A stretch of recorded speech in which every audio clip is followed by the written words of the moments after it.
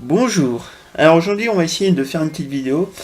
Du moins je vais essayer de faire quelques argumentaires, de proclamer, de dire quelques argumentaires pour dire pourquoi que faire une vidéo c'est complètement égoïste. Et pourquoi ceux qui prétendent, certains youtubeurs qui disent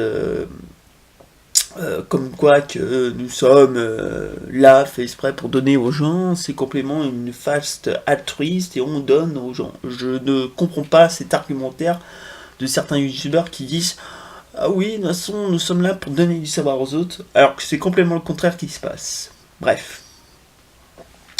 Avant toute chose, on va essayer de voir pourquoi une vidéo, pourquoi lorsqu'on publie une vidéo, on est en face de l'égoïsme. Le fait d'avoir des personnes en position passive, dans la passivité, et que les personnes ne sont pas là, comment dire, ne sont pas là en direct pour essayer de contredire notre argument, il n'y a pas de débat. La notion de passivité est extrêmement intéressante, c'est que la personne écoute ce qu'ils vont dire et au fur et à mesure du temps, vu que on peut pas se concentrer tout le temps, et il va ici, on va être convaincu par ses paroles. Du coup, même le fait de prendre parole discrimine d'autres personnes qui sont peut-être plus intelligentes que nous, qui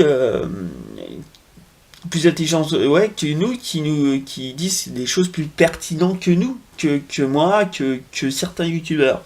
Et c'est pour ça que moi je dis que faire des vidéos YouTube tout en donnant pas de livres à lire ou d'études à réfléchir ou des choses ou d'autres, c'est complètement une démarche égoïste et il y a même certaines personnes qui va avoir l'effet de gourou et l'effet cognitif de l'argument d'autorité.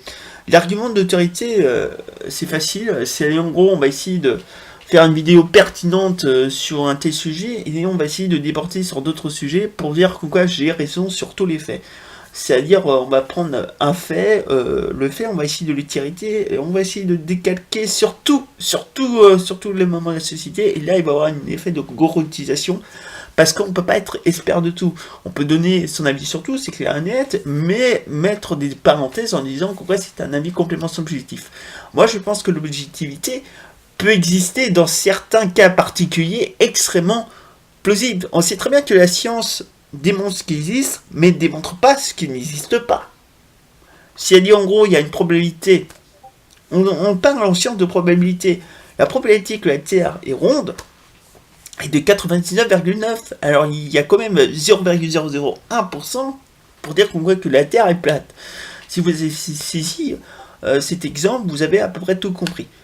Pour cela, j'aimerais que vous lisiez le livre La rhétorique d'Aristote, si ça vous intéresse, pour savoir c'est quoi la dialectique, quels sont les plusieurs discours quels sont les discours de séduction afin que l'interlocuteur ou le citoyen soit séduit des idées que tu veux défendre.